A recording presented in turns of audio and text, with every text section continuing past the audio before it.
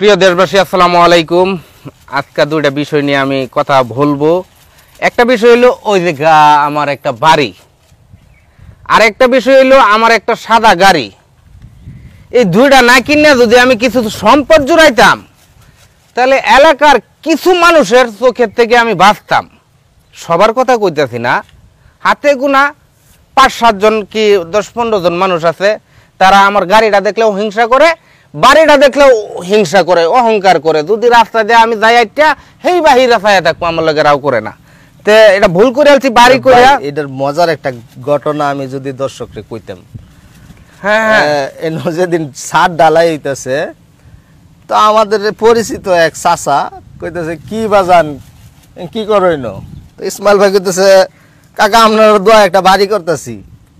তো এই লোক আস্তে করে মুখটা ফুলায় এই না গেছে, আমার মামা ধান কাটে এনে যায়, আর মনে মনে মানে আস্তে আস্তে বিড়বিড় করে কয় শালার পুত, যদি আমার দোয়া কাজে লাগতো, বাড়ি করা তো দূরের কথা, ফুটকির কাপড় তো আর জায়গা পেলে নইলে কাম করতে করতে মানুষের।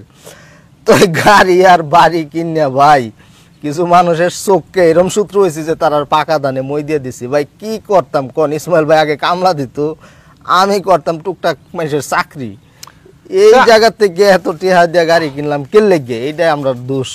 আসলে এটা আমি ভুল করে আলছি, কারণ আমি কইছিলাম যে বাড়ি না করিয়া 10 কুর জমি বাইরে এটা কিনা থই সাপকাউলা, ঠিক আছে, গাড়ি না কিনা 5 কুর জমি বন্ধক রেখে তুই। কিন্তু এই কাজটা এনা বলে করবার দিছে না। আপনারা সবারে আমি এখন বাড়িটা দেখাম, আমি বাড়ির কাজ কোন পর্যন্ত করছি। এই যে একতলা নিচের তলা, ঠিক আছে, আর উপরের তলাটা একটু কষ্ট করে আমাদের সাথে থাকবেন, উপরের তলাটাও আমি দেখাম। ভাই বন্যা হয়তো ভিটটা দেখছুন কথা নিউসা রাখছি, মানে এই পর্যন্ত কিন্তু মাটিতে বই অ্যালবাম। তো দর্শক একটু আমরা সাথে সাথে আয়েন।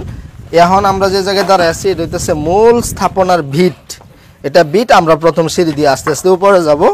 আমরা কিন্তু প্রথম ছাদটা ইতিমধ্যে করে ফেলছি। তো এটা হচ্ছে প্রথম ছাদে ওঠার জন্য। এটা দেওয়া হচ্ছে না, এই যে নিচের তলাটা, নিচের তলাটা উপরে ধরো, উপরে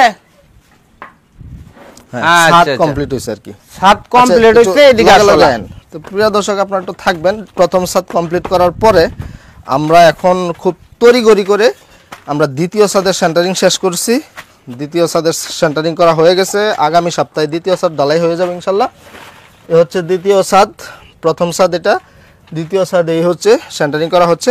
আমরা একটু দ্বিতীয় ছাদ পর্যন্ত আপনাদেরকে নিয়ে যাব এবং একটু আসো আসো আমার সাথে আসো।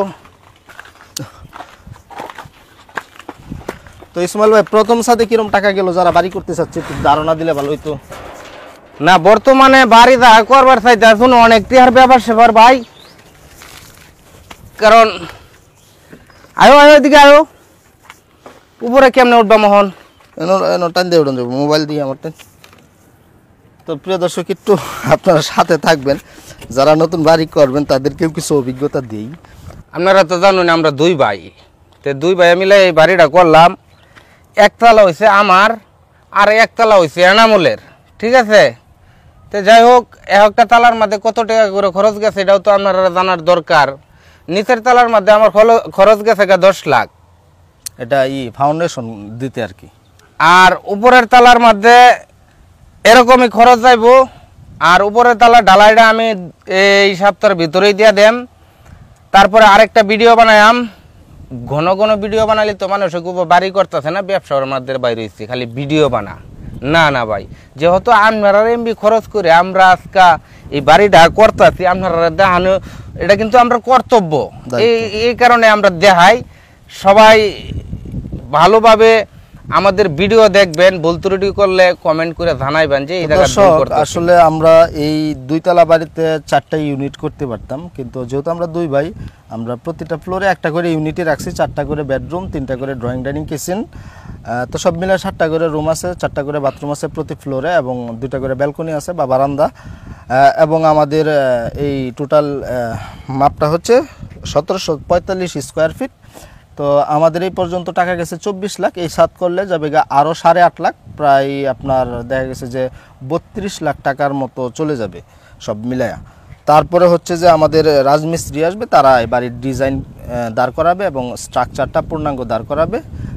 যখন এই ছাদ শেষ হবে তখন আপনাদেরকে আমরা আপডেট জানাবো। ধন্যবাদ সবাইকে।